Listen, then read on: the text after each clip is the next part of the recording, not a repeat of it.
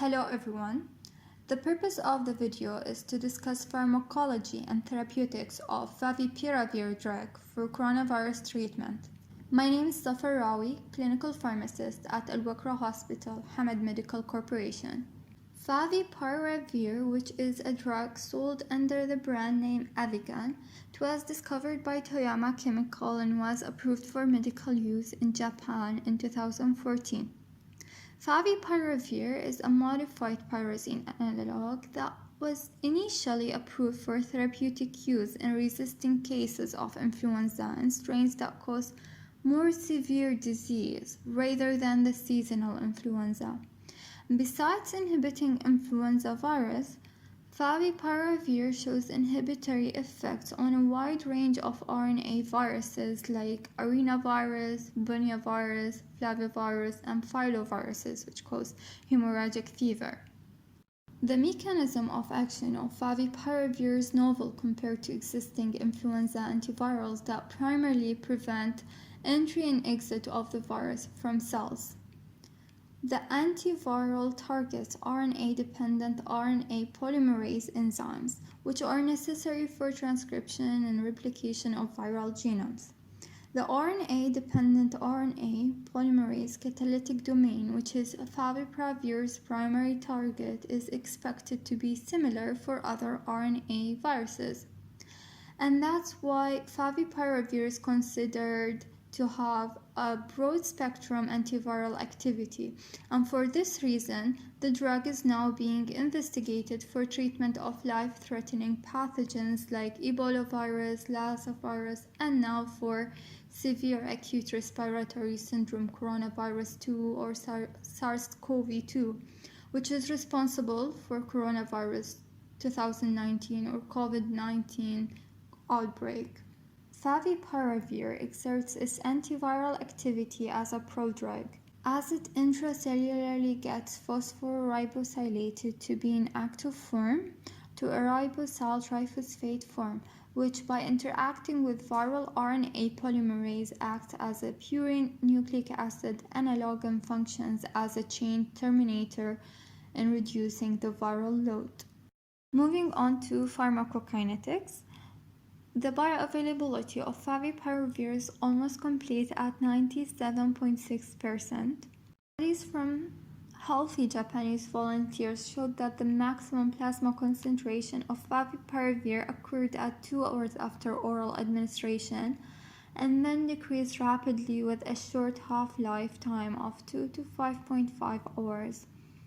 The plasma protein binding of favipiravir was 54% in humans, and the parent drug undergoes metabolism in the liver mainly by aldehyde oxidase and partially by xanthine oxidase, producing an inactive oxidative metabolite which is excreted by the kidney mainly. Nonlinear pharmacokinetics over time and over a range of doses and a continuous decline in plasma concentration after 7 days of continuous administration in non-human primates is also observed. And of note, previous clinical trials suggest that the plasma concentration of favipiravir in patients in the US is 50% of that in Japanese patients, suggesting a possible ethnic or regional difference in its pharmacokinetics, which should not be ignored. Favipiravir is available as an oral tablet of 200 milligrams. But the optimal dose and duration for use in COVID-19 is unknown and there is limited data available. However, there are 2 proposed regimens for use and they're as follows.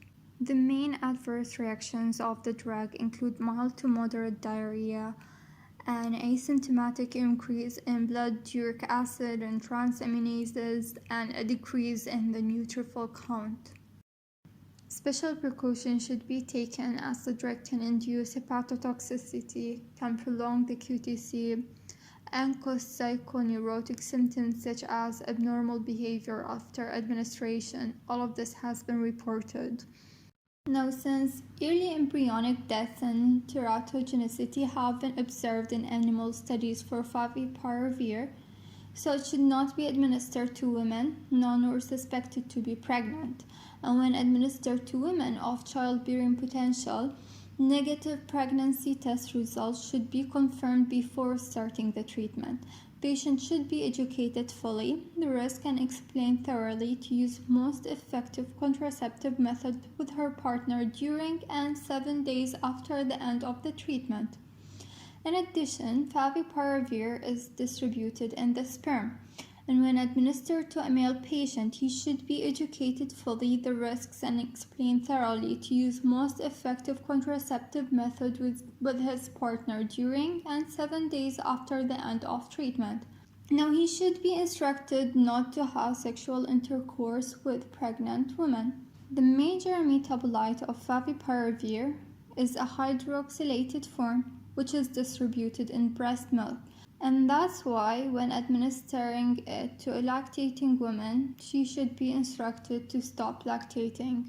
Favipiravir has not been administered to children, and in juvenile animal studies, death cases have been reported in addition to abnormal gait, atrophy, and calculation of skeletal muscular fibers and degeneration of papillary muscles.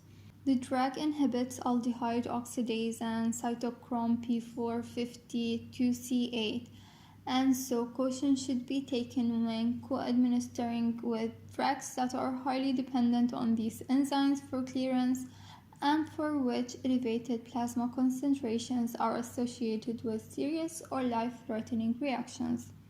Based on the current clinical evidence, the Surviving Sepsis Campaign guidelines on management of critically ill adults with coronavirus suggest that there is insufficient evidence to issue a recommendation on the use of favipiravir.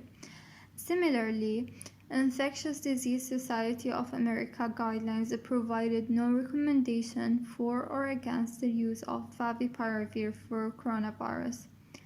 In contrast to them, the World Health Organization recommended against the use of favipiravir as a treatment or prophylaxis for COVID-19 outside of the context of clinical trials. Moving on to preclinical studies and clinical trials of favipiravir which are completed, ongoing, or planned.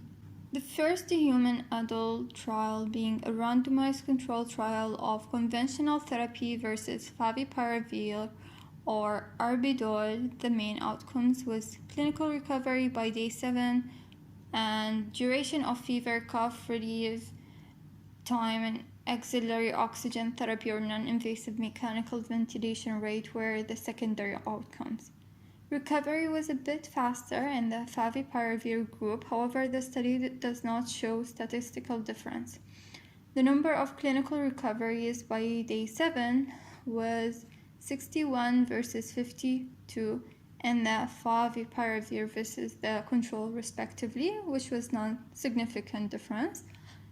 And when the analysis is restricted to mild disease at entry, the number of clinical recoveries by day 7 was 71 versus 56 and the favipiravir versus the control group, which was again non-significant difference.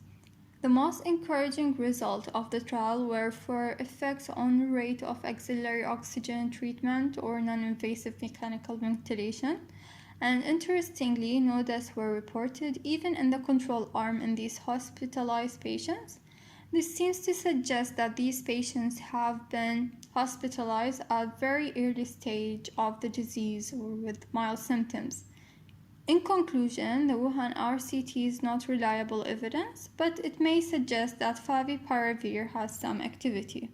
Other ongoing trial summaries are provided in the table, and once the clinical and preclinical trial evidence will be produced, a new recommendation could be generated for or against the use of favipiravir for treatment of adult patients with COVID-19. Thank you for listening.